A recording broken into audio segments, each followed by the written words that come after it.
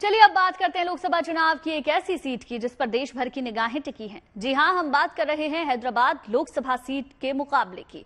यहां पर माधवी लता और असदुद्दीन ओवैसी के बीच कड़ी टक्कर मानी जा रही है। चुनाव के दौरान जहां एक ओर ओवैसी ने विक्टिम कार्ड खेलते हुए खुद को असुरक्षित बताया, वहीं दूसरी ओर माधवी लता को खतरा बताते हुए गृह मंत्रालय ने Y+ सिक्योरिटी दे दी। इस खतरे से राजनीतिक खेल पर क्या सोचती है माधवी लता, क्या है पूरा सच, इस पर हमारे संवाददाता ने उनसे खास बातचीत की है, सुनिए। आपने कहा है कि आपको खतरा है, ओल्ड सिटी में कैंपेन से खतरा है, AIMIM से खतरा है, लेकिन AIMIM के अध्यक्ष भी कहते हैं उनको खतरा है। एक बार उन पर अटैक भी हुआ था, एक बार शूटिंग भी हुई थी, अभी भी उनको थ्रेट्स आ रहे हैं। ये बात वो कह रहे हैं। Z+ सिक्योरिटी उनके पास भी है, Z कैटेगरी सिक्योरिटी उनके पास है, आपके पास Y+ कैटेगरी सिक्योरिटी आपके पास है। तो क्या चल रहा है ओल्ड सिटी में? ये एक तरीके से दहशत वाला माहौल ही समझ आ रहा है। दोनों को थ्रेट है, उनको भी थ्रेट है, आपको भी थ्रेट है। तो ये किससे थ्रेट हुआ? अच्छा, उनको थ्रेट है कह रहे हैं वो। एक बार उन पे हमला भी हुआ है। आप बता सकते कौन हमला करे उनके ऊपर? जो अकबरुद्दीन जी पे भी हमला हुआ है। मैं बताऊं किसने हमला किया उनके ऊपर? उन पर हमला करे थे मोहम्मद पहलवान भाई के बेटे ने। आप पता लगाना चाह रहे किसने हमला की, क्यों हमला हुआ उनके ऊपर?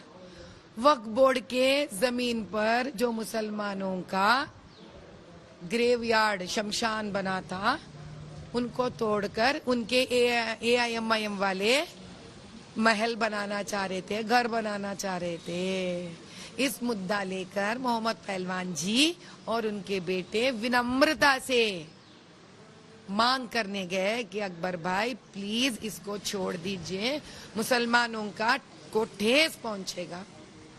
बेचारे देखिए पहलवान रहकर भी कितना विनम्रता से पूछे उनसे। लेकिन अकबर भाई का तो आपको जबान मालूम है ना, और राम को भी गाली देते हैं, राम जी के माता जी को भी गाली देते हैं। वो गाली देने में तो PhD ला लिए, पता नहीं कौन से यूनिवर्सिटी से, क्योंकि खुद ब खुद डॉक्टरेट ला लेते हैं ये लोग गाली देने में। इस बात पे हमको समझ में आता है वो हिंदू को ही नहीं मुसलमानों को भी नहीं छोड़ते गाली देने में। मोहम्मद पहलवान के जो बेटे हैं, इनके गालियों से अभी नौजवान है तो हाथापाई हुई है। उसमें बच्चा बेचारा क्या करता, अकबरुद्दीन पे हमला किया।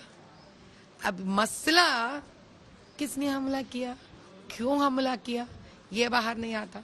बेचारा गया सलाखों के पीछे। किस लिए?